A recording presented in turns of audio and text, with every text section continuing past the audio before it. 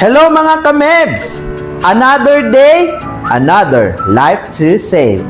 Akala mo savings lang, sapat na? Wait lang! Ito ang 6 better reasons kung bakit better ang My Health Insurance kaysa mag-save ka lang. Reason number 1, better protection, better peace of mind. Pag may biglaang sakit, hindi mabubulaga ang bulsa mo kasi covered ka na. Reason number 2, better access, better care. May insurance, diretso sa ospital.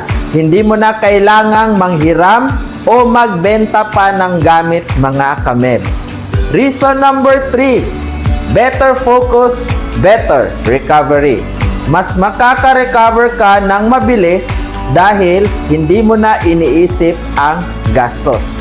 Reason number 4, better budgeting, better future.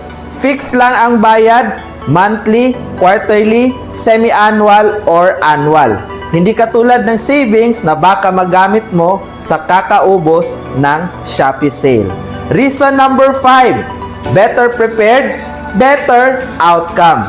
Kahit anong emergency na dumarating, hindi ka helpless, ready ka lagi kamebs. And reason number 6, better value, better life. Konting hulog lang, pero malaki ang balik sa panahon ng pangangailangan. Kaya, abangan ngayong Sabado kung anong better health insurance ang highly na i-recommend ko para sa iyo.